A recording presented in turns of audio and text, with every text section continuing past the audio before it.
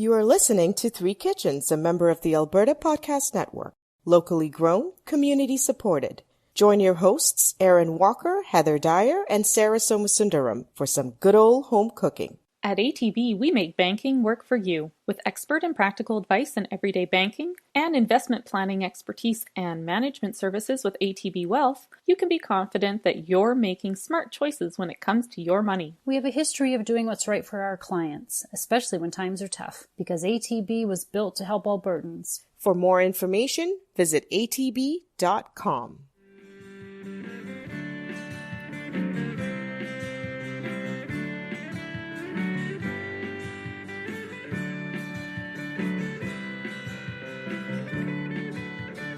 Hi, everyone. I'm Sarah. I'm hosting this episode today. Hello, Sarah. So I think we're all feeling it. We are. Yeah, we were discussing that. Panic is setting in. Christmas is upon us. I always like enjoying the season. I hate all the prep up towards it. Oh, Yeah. You feel like you've got to deliver something to everyone. yeah. And It's going to be perfect. This year, I just want to do stuff for the kids. And so I have totally neglected thinking about anybody else in my family. Yeah. So I've only really put thought and effort into the kid stuff. Yeah. Yeah. And they're the easiest to please out of the bunch. Let's be honest. Yeah. Uh-huh. All right. Sarah, what are you cooking for us? We should What talk am I about some food. cooking? What am I cooking? You've been keeping us like in the dark. It's not. Yeah. I feel like the I think I might have- anticipation is so great that I think this might be like a wah wah because your anticipation is so high right now. And this is actually a very basic recipe. Basic. I don't think so. We all know It Sarah. never is. She says that. And it's so simple. But there's just 25 more steps and do it to taste. Okay, there, whisk till your arm falls off. Don't you talk. Hey, I don't pretend it's easy though. I tell you about my pain and that this was an awful idea. Okay, we're cooking something called Roti John. And it's a really simple dish. And my dad used to love this dish. It is a really simple dish. You can make it complicated if you'd like. And it's from Singapore, Malaysia. Singapore and Malaysian recipes are not something that, we love. We love that food. But that's another, I don't want to say complicated bunch of recipes, but it's very specialized. But this one, anyone can make, Roti John. And don't give me funny looks when I say anyone can make it, because anyone can make it. I promise you. And it's not something that I ate a lot of, but my dad and I would go to the store and I would pick something else on the menu and he would get the Roti John. It's basically an English egg baguette, but it's got an Indian flair. Egg baguette? Like a baguette with egg in it? What are you talking about? I don't know what you mean. Egg baguette. Yeah. With Indian egg on flair. a baguette, basically, like an omelet on a baguette. Oh, but it's got like an Indian sort of flair to it, and you'll see what I mean because I had to call a friend of mine for this because I have not had this since I was a kid. Okay. And I couldn't quite remember what was authentic, like which recipe on Google would be authentic. So I had to call in a favor with a friend of mine, Paul, very good, very, very good cook. He's someone who's taught me a lot about cooking. He's had a restaurant himself, very successful one. Okay. But let's go hear some more about the Roti John. All right. okay. Hello, Paul Kaller. Hello. Greetings from Singapore. Sunny Singapore. Sunny, good food Singapore. Right. The one thing that you don't mess with Singaporeans is food. I agree. You had a restaurant. Called Boombox Cafe. Boombox Cafe. I heard some great things about the place. Fried chicken burgers. That's right. I had chicken and waffles, of course, naturally, because I already have chicken, right? That's the best way to have it. Yeah, and you served it with sometimes with the Singaporean flair with the Hainanese chicken rice, which for listeners is a chicken flavored rice. It is so good. Yeah, it's heavenly. And, it is fatty, but it's great. It's good fat. Just good fat. That's how I justify things, Paul. And then get carbs. really stretchy pants. So listen, I was sitting here and watching Facebook videos, and one of them was best sandwiches around the world. All of a sudden, it pulls up Singapore, Malaysia. Roti John. And I'm like, I forgot all about this dish. My dad used to love Roti John. And then I was like, I'm going to contact Paul because Paul would know which recipe would be the most authentic. And if he had any variations on it, he would know what to do. You had a little backstory on why it is called Roti John. It started during the British occupation in Singapore, and some guy had set up a stall near the base, so the soldiers would come and eat. So I don't know who called whom John, but there's two sides of this story saying that the British soldiers, they were called Johns by the locals because a Caucasian male and like the most commonly used name is John, right? John Doe, John Wick. Another version of the story, it says that it's the soldiers who call the locals Johns because they had trouble pronouncing their names. Right. So therefore, a sandwich, a roti made for them, something to suit their palate. I'm talking about the late 60s. That it carried on. You know, a lot of people have laid claim to the Roti John. Yeah, it's my grandpa that started it. His name was John. No, I'm joking. Don't start rumors. Roti John, it's like a blank canvas. Add more stuff, jazz it up. Can't go wrong. Okay, roti is an Asian word. Bread. Bread, right? yeah. Yeah, even the Jamaicans use it too, roti. Right. We always think it as flatbread here. Right? No. It's any kind of bread, isn't it? Any kind of bread is a roti. And in this case, it's baguette. The baguette is sliced lengthwise, so you get two flat sides. Right. I'm thinking even a focaccia would work. Smart. As long as you got that crust, get that crunch. You beat eggs, chop some onions, chili peppers, salt, pepper. There's just two ways of doing it. Mm-hmm. What you get in the stalls is they would beat this egg mixture up. And then they would pour it on the flat pan. Like a griddle. Or a skillet, you know. And then they would place the bread on top. And then the way I would do it is I would spread the egg mixture on the bread first. It's not really soaked up like as you would a French toast. Just want to get that surface wet with that egg mixture. So do you fry up the onions and the chilies before, or do you mix it all into the egg first? Can, but you don't need to until it's cooked, and then you flip it over and fry the crusty side. There's a little bit just to get the browning. The extra zhuzh. Yeah, zhuzh. Yes. But then some people put meat in this. I spoke to you about how it's done traditionally without the meat. As time went on, this dish evolved. The inclusion of minced mutton or lamb, or red meat. But this cannot be raw. Right. You got to cook that first before you put it into the egg mixture. Yeah, you don't want to get sick, guys. You don't want to get sick. You know, so it's minced meat. You're going to add coriander powder, some turmeric powder, salt, pepper. So you get that flavor. Once you cook this, you just got to beat the meat in it, as bad as it sounds. Don't worry. We've said this. So you beat the meat in the mixture. You add that on and add to the bread, and then same principle. The idea here is you got to make sure there's enough egg to cover this thing. That's so although you can see bits of the ingredients in it, there should be enough egg covering it, almost like an omelette. So you take it out, and traditionally it's served with ketchup, but over time they have included mayonnaise as well, and they tend to overdo it. Like they drench the entire. It's too much. Overkill. Yeah, it's too much. Overkill. Your Roti John should be good enough to eat on its own, right? The sauce that is traditionally served with is a mixture of ketchup, chili sauce, and some vinegar. So when you say chili sauce, what you mean is that sweet Thai chili sauce, right? Yeah, almost like a Thai. Thai is a little sweeter than now Singaporean version, but I think here it's the Thai one is very popular. It worked fine as well. It is a very simple dish. Paul has explained what the basic stuff is to go into it, but really you can do whatever you want to make it your version of the Roti John. So any tips? Sardines are not on the table because one of my co-hosts does not like sardines. You could use tuna. So tuna is not on the table as same person doesn't like sardines, doesn't like tuna.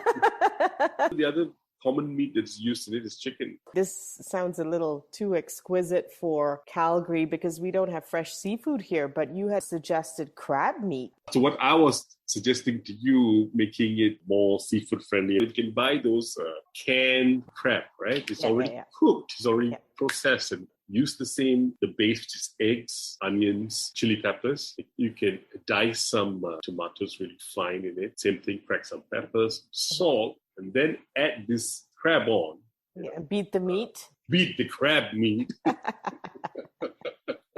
think you can dress it differently. Right. You could use dill, squeeze some lemon. Okay. Instead of using the traditional mixture, you could use tartar sauce instead. Perfect. I used to cut the bread into slices as you would Italian dish. A bruschetta. Bruschetta, yeah. That would give you a bit like a more bite size. And this time you would cook both sides of the white part of the bread, not the crust. That would actually go well with the crab meat. It will go with crab meat, yes. Yeah. It's almost like a little crab cake or an hors d'oeuvre on a baguette. Yeah, getting some good ideas, Paul. Or add something new to it. It's always the same stuff, and the same drenching of sauces. Right. Even adding tomatoes is not actually my idea. I got it from a guy who actually served his Roti John by adding tomatoes, and he told me this, my Roti John is special, because I add tomatoes. Look, and then he diced up the tomato fresh. To prove it to you. Just to prove it. Look, I am beating it into the meat as well. Now he's beating tomatoes. Oh my. The possibilities are endless, right? Endless, yes. But nobody takes it to the next level. Nobody thinks of making a vegetarian version of it. Maybe with the egg white and less sinful version. Not egg white. No, that's going too far. Work? Paul, I can't get on board with that. No, I mean, I can get on board with vegetarian. That's as far as I go. Try a few variations of it. It just kind of reminds me of the time when you were trying to perfect your Jamaican patty, which I can't wait for people to try it. You were trying to do something with the crust. I remember that morning, and it was your night. Yeah. I was actually making the crust here and taking pictures. And I'm like, I think you got to do it this way. Yeah. I remember, yes. Well, for anyone who knows Paul, he's starting a new chapter. I know that it's going to involve food, and I know it's going to involve success. Stay tuned next week. Stay tuned. I'm moving to North America. Initially, we were in Jersey for 4 years. We're moving back. So yeah, you're moving to Colorado. So it's really close to us. That's what you tell me. I'm getting excited for them. Hang out. No, you just you get on the Rocky Mountains and then you just walk down the road. My idea is to rework the cafe over there. Yeah. The Box Cafe, and I would like to do more Asian fusions. I would love to see that. And I would love to see Indian influence in that. South Indian, especially. Yeah, especially so underrated and underrepresented. And so damn good. It's just not convenient for people. And I think it needs to be shown that it can be convenient. Yeah.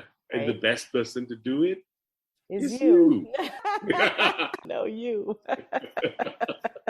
I'm going to try to make Roti John the traditional way, and then I'm going to make it the Paul way, the Chef Paul way. Good luck with your move, Paul. Good luck with your new endeavors. I really look forward to you guys living closer to us. Thank you, Sarah, for having me and listening to my banter. I hope I was some help. Always. Thank you, Paul. Mm-hmm. One of the things that he had mentioned was traditionally it was a vegetarian dish when it started. Mm-hmm.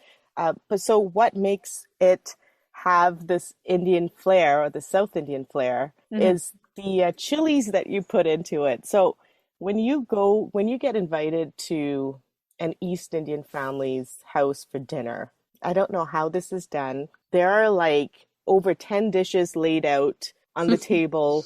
And one of the things that usually is on the table is an omelette. And the omelette always has green or red chilies in it. And it changes the flavor of it. And it's something that when I have it with those chilies, it takes me back to that memory of, this is like an Indian omelet, because that is always the characteristic of an omelet served by an East Indian family. Do you have any contacts, families out there who want to invite us to dinner? No, I would love. Invites me over for dinner. Hint. I really would like that. 10 dishes. 10 dishes, the house is Big clean, spread. and they've got big smiles on their faces. And I'm like, how? Quite incredible. Quite incredible. So I am, of course, a big meat lover. So my traditional, when I said I was going to do the original recipe, I am going to use meat in it. I think I'm going to use lamb. Ooh. And yes, it's been bought. And it's in my freezer. Can I just say, since we started doing this, Mhm. my lamb intake has increased greatly. Mm. And that has increased my happiness in life because I love lamb. Yay. But it was Yay. never something that I don't know, I wasn't sourcing it, I wasn't getting it, I wasn't eating it enough. Right. Now I eat lamb way more and I love Right. it. It is a beautiful thing. I love it so much. Yeah. It's a nice alternative to beef, right? Like it's not just one kind of red meat that you're eating all the time. It's something different. It's got a distinct flavor and but you can make this with whatever red meat, as you said, or chicken, or sardines, or tuna. Heather's like, no. And the other thing he did mention also was that cheese is on the table for this one. So you can put cheese. That's been something that is done in Singapore now when they're trying to kind of introduce new kind of flavors and combinations for Roti Johns. Okay. I don't know if I want to do cheese. I'm not sure. Just because I want to keep this, no matter where I go with this, I want to keep this, like I want to have an Indian flair to this. Mm-hmm. Either way. Mm-hmm. What happens here is I'm getting that lamb baguette, the lamb egg one, Roti John, and then I am going to do Paul's idea with the crab. But where I take it, Mm-hmm. I'm not completely sure as yet. Ooh. So it's just going to come out of whatever inspires you when you walk into the kitchen that day. That's it. Oh, I think love it's it. gonna come down to that. I think it's going to come down Yay. to that. And See, it's just a simple recipe. You just have to go into the kitchen and make what inspires you that day. yes, I for one appreciate that she's kind of winging it because I love that. speaks to me. Yeah. Speaks to my heart. You know, I've started winging I it love more. Thank Yeah. you, Heather, for your positive winging it influence. MacGyver. It's amazing what you can pull out of. I I was was going going to say your ass, but it's nicer in the kitchen to say the air. Yeah. Yeah. Maybe pulling food out of your ass isn't Yeah, the greatest not in the kitchen, expression no. to be using on a cooking podcast. The pantry. There have been times when I've had just a few ingredients out and I've said, I'm not thinking about what I'm cooking until I walk in the kitchen. And of course that makes my family really upset because my kids are like, what's for dinner? And my husband's, what are you making with this? And I'm like, I don't know yet. Food, dinner. And then I walk in there and just kind of like, da, da, da, da, da. And it's really cool See, what you can make. The difference between you and I is that you have planned that you're going to wing it.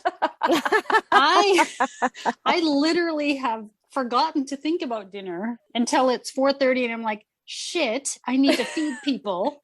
What have I got and what can I do with it? And it's like a mad panic. You're just like, this is going to be fun. I'm going to come up with something and I've taken things out and I've got like So how do you halfway do to winging it.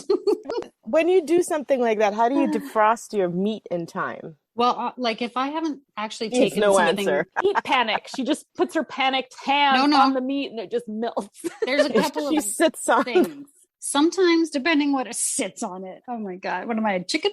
We're talking about asses, so I don't know. True enough, Sarah. This is going Okay. so far off the rails from the Roti John. It's amazing. Sometimes things can go in the Instant Pot.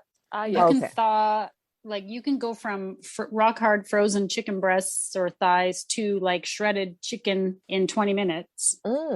No pressure cooker. You put the pressure cooker. Yeah. load The on, instant okay. like pressure cooker can cook things really from frozen really fast.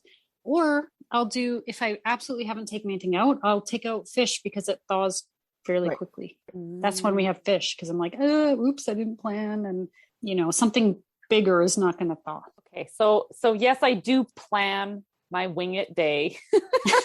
I cannot totally escape the planner in me, Yes. but I used to never even have a wing it day. So, I mean, baby She's steps, Heather. evolved. My work here is done. I have somehow had some And influence. continuing. And my next job will be eating Roti John because I am all over this. I love the idea of this. It I sounds so really good. like the idea that it is really supposed to get crispy on sides. Yes. Yeah, so and then just with his crab version or ideas of the crab Roti John. Are you going to be using crab or you know how you can get like the imitation crab and it's actually No, I'm not what, using pollock? the imitation. Okay. No, no, no. I'm not Okay, using the so actual imitation stuff. crab. I'm gonna try to look for canned crab. I You can buy it. never for sure. have. Okay, good, perfect, good. We used to stuff mushroom caps with it. It's really tasty. Okay. I do want to also have like a little bit of an Indian flair to that because I just want to keep this like, okay, so it's got that Western and the Indian sort of meld, right? So I feel like the spice pantry is going to come into this. Yes, Yeah. but I want to keep it simple so that people don't have to go to specialty stores and start. Famous last words. Yeah. Oh my God. I hope you do because I really want to make this. I already know that I'm going to want to make this. So I hope you keep it simple enough for those of us who want to recreate. The other thing that I did want to say from memory is that when my dad used to get the Roti John, wherever we got it from, they used to have something, it was like a curry, like a lack of a better word to describe it, was like a curry au jus. So it's like a watery curry dip. And the reason why these places had them was there were many different sort of things on the menu that you would dip into this curry au jus, right? So it would be like a roti called prata and murtabak and Roti John. So that sounds delicious. Like you could dip your beef dip, that's your right. big beef dip sandwich into it. That would be so good. And that was a really fantastic kind of extra work. I'm quite curious to see how this egg on the bread frying thing goes, just based on, because the first thing I did after listening to you and Paul talk was look at some pictures, because I think I'm going to want to make this too. Stop putting me down for saying simple, but it is kind of simple, right? I mean, it's on a griddle, it's egg, it's whatever you want to put in it. That's what he said. In the end, it's whatever you want to put in it, right? I mean, you can make it as simple or complicated as you want, but the two ingredients that have to go into that egg outside of salt and pepper are onions and chili peppers. Right. So what recipe are you using to make your baguette? So I have looked at a whole bunch of recipes and I'm not sure. You're making your own baguette? No, I'm not. Oh, you. I didn't get that. You fooled me. I was like, wait a sec. Hey, you could. You could. My own baguette. Come on. If it's so simple. No. You have time to bake a baguette. I have time to bake. It's not Christmas season or anything. You've got time. Well, when is the last time you guys baked a baguette? Not like you have a puppy and a house guest and and a holiday that is the be all end all of the year. And the fact that I don't know how to bake a baguette. No idea. It's simple, I'm sure. It's a really simple recipe. Okay, sorry, Sarah. I'm sorry. I had to. That's okay. That was good. A good pep me up this morning. So, okay, I will get to it. Right? I want that for lunch. Can you make it this morning? Because I want it for lunch today.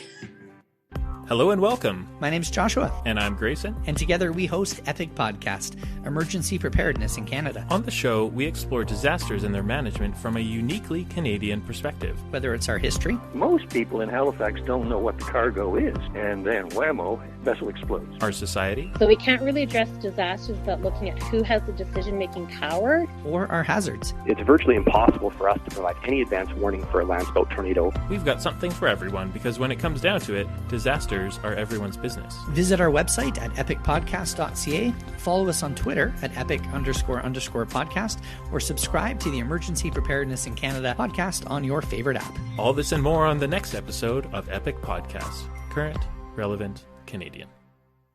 So let's talk about the simple recipe. Simple Sarah. Simple Sarah. It doesn't really apply, but no, it doesn't actually sound very nice. No, that's kind of neat. Sarah the simpleton. No. Simple Sarah made a simple recipe. Sarah's Was it simple? recipe. Let's find out. So let's find out. Roti John. First Roti John that I made was the traditional Roti John, but then I did something a little different at the end to dip it in with. So it was really simple. I told you it was going to be simple. I went to T&T and I bought banh mi baguette. Do you guys know the Vietnamese, they call Vietnamese sandwiches, or what do they call Vietnamese? Vietnamese subs. I bought that sort of baguette because I thought that would be perfect for this recipe because it's not too crusty and hard. A French baguette would have been too crispy. I think it would have been too crunchy, right? It would have been hard to eat and kind of messy. So I went and got those banh mi baguettes. If you don't want to go to T&T and get those baguettes, you can find smaller sort of baguette-ish, French-British kind of subs at Safeway and Superstore and at your regular stores. So I would say, let it just be a little softer. In the banh mi case, it was very airy inside. So I really enjoyed that texture. You can also sometimes get partially baked baguette where you just throw it in your oven for the last 15 minutes or something. And then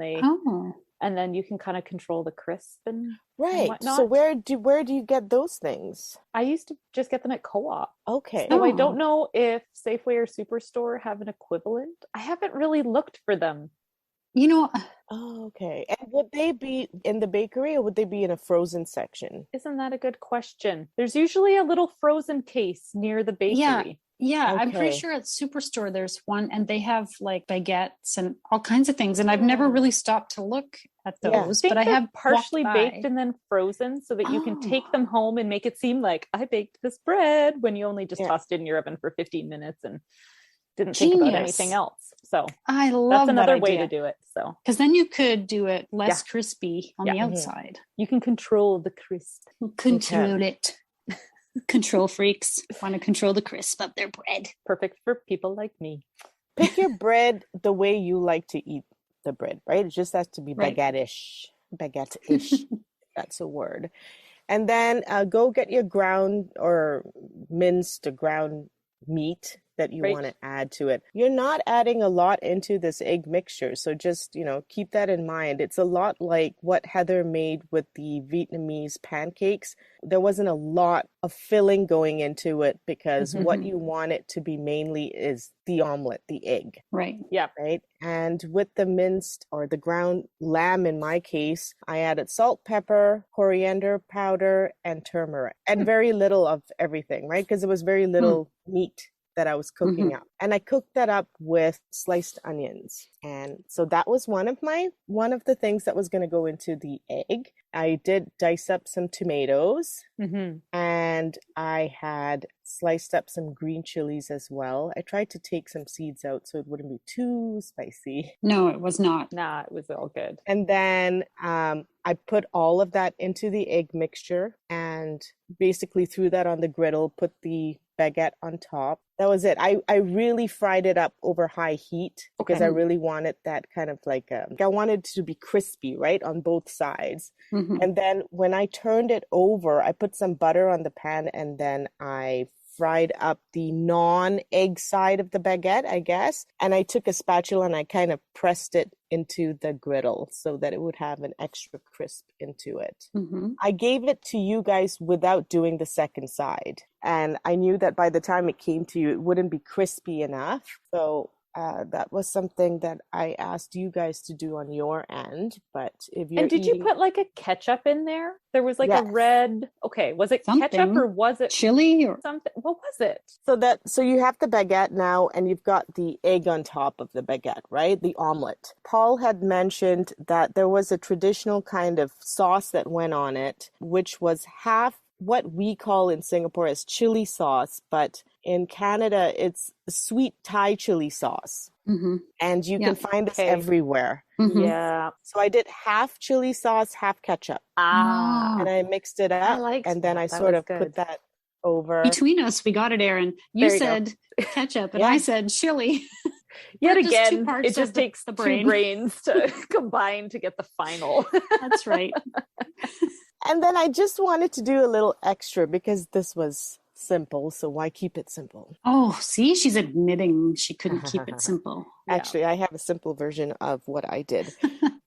I had a bone marrow. I have a whole bunch of bone marrow in my freezer because I cannot live without those. And what I did was I took garlic, ginger, tomatoes, onions, curry leaves, and green chili, and I fried it up and I ground it into a curry paste. I made what I would call like a curry au jus, some sort of dip that you could dip the baguette into. And so when I was doing this, I suddenly went, I could have kicked myself for not just going to the store and buying a curry paste right off the shelves, depending on what you like. It even could be a Thai, like a red Thai curry paste, and just making it the simple way, right? Frying it up and then just adding some water, letting that simmer. I added some coconut milk at the end just to give it a different kind of flavor. And then I gave that to you with the lamb Roti John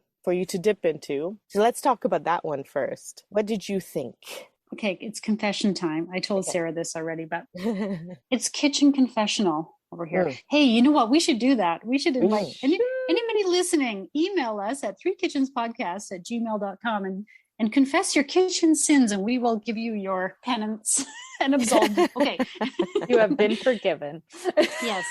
I'm not joking. Do it. It would be fun. We'll read it out. Okay. So my confession is that I had my phone charging in another room and I was doing stuff and I went to eat my Roti John and I didn't see Sarah's instructions about frying it the one side. So I just ate it as it was. And I can confirm it was not crispy, but it was damn delicious. So I did not care that it wasn't crispy. Yeah. Well, I did pay attention to Sarah's instructions. Although I had no time to cook up the food or do anything when you dropped it off. So I wrapped up the bag as tight as I can and just shoved it in the fridge and was like, God, I hope whatever's in there survives the fridge. Good tomorrow. So the next day I came home starved. Oh yes, Sarah's Roti John. One of the best perks of this job. I love I told you in the last episode, just meet me and make me lunch. Well, it was exactly like that. So like I got out my cast iron pan because I wanted it to get nice and hot and crispy.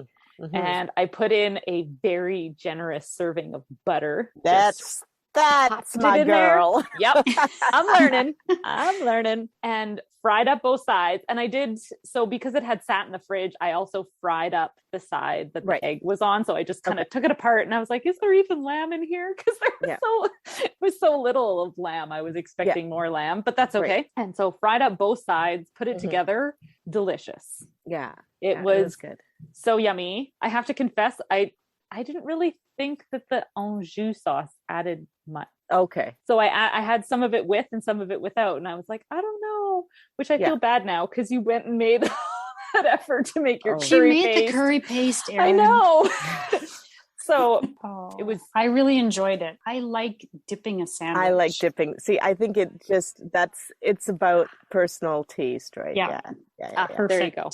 So that was the traditional Roti John. So I passed. Delicious. Simple. Oh yeah. It was simple. For sure. And if you want to make that au jus sauce, just go to the store, get the paste. The second one I decided to do was suggested by Paul, and it was a crab version. So I went and I got cans of crab, easy to get. And what I did when I took the crab out, I put it into a bowl. I drained it. I made sure that all the juices were squeezed out.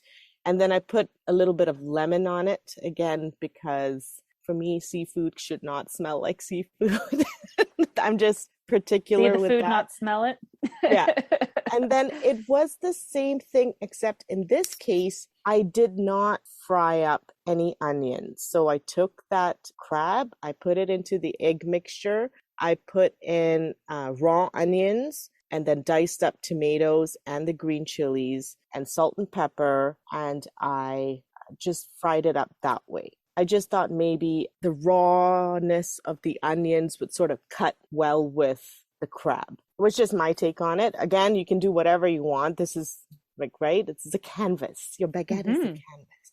Blank canvas. And then I had some mayo. I put some salt into the mayo. I had maybe a quarter teaspoon of curry powder, not a bag, a quarter, not half bag, a quarter teaspoon of curry powder in it, with some dill and some lemon. And that was the dip or the sauce for the crab Roti John.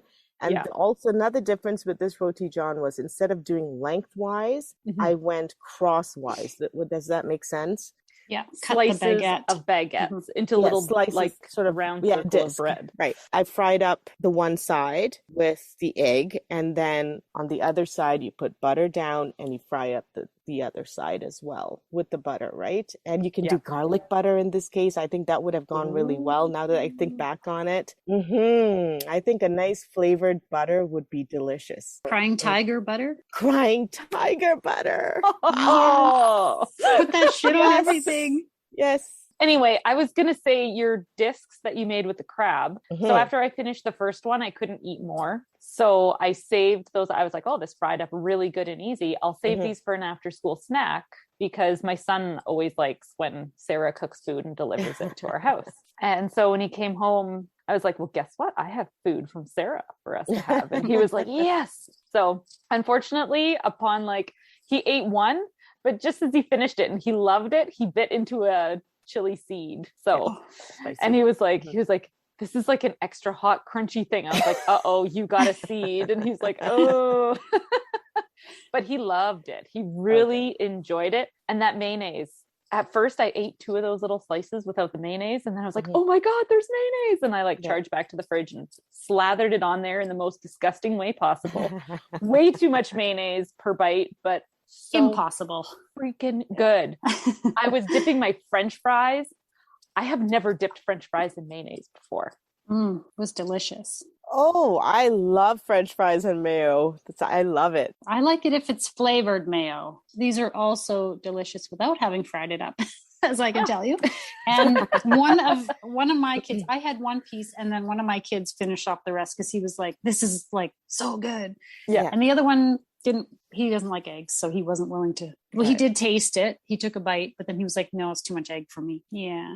I like how resilient it was to being stuffed in the fridge. I kind of forgot what I was getting, and I was just kind of so flustered that I was like, and then I saw there were instructions with it, and I was like, nope. My brain just kind of popped. So I popped it. I know. But you know what? Fried up in a pan, tough stuff. Yeah, it wasn't detailed and like difficult. It was, oh my God. So I received it and was like, great, thanks. And was like, oh, there's instructions. I can't do this. So I shoved it in the fridge. And then when I took it out, I was like, oh, bread never does well in the fridge. Damn it. I hope I didn't ruin this, because sometimes bread gets soggy or it can get dried out and stale. Man, butter, fry, it was like it was brand new again. You could make that ahead of time, fry it up, and it's like you instantly made this amazing thing. I think I'm going to try and experiment something with the focaccia in this, because I still remember Paul saying that was another great suggestion. That would be good. And I love the tomatoes in there. I really loved the little pop of every once in a while, like even my son noticed. That He's freshness. Like, oh, there's a little piece of tomato in here, Mom. Have you tasted that yet? And I was like, oh yeah, it's so good. I didn't get a strong crab flavor. Okay. It's probably because I put that lemon in it as well. And I was kind of hoping for that because I love crab. I don't think you need to alter the flavor of crab at all, ever. Just eat it as it is. So good. And the lamb, I don't like. To me, there were so many different flavors and things in there that all went together so well that you wouldn't be picking out that this is lamb or this is some other kind of meat, or like it just all works together. Yeah. So good. This takes no time at all. Nothing. This is again another snack or a quick dinner. Yeah. It's like making eggs. It's like the quick thing you do when you got no time. Exactly. Just throwing in a little extra stuff. This is perfect. Awesome. And anything out of your fridge. It doesn't have to be lamb, and it doesn't have to be crab. Go make it. Some Roti Johns from Singapore. Yay. Singaporean recipe. Thank you again to Paul. That was really awesome to have him. Thank you so much, Paul, for that. That was fantastic. And it was a great conversation with you. Fun canvas to play and explore on. I really liked it. Totally. And now for the fine print. We at Three Kitchens gratefully acknowledge we are telling these stories in the traditional territories of the Treaty 7 nations in southern Alberta and the Métis Nation of Alberta, Region 3. We honor the rich tradition of oral storytellers on this land who have come before us. You can find pictures and recipe links on Instagram and Facebook at Three Kitchens Podcast. If you like and subscribe on your podcast player, that helps more people find us. Hey, John, pass the roti. My name's not John. Whatever. Pass the roti, John.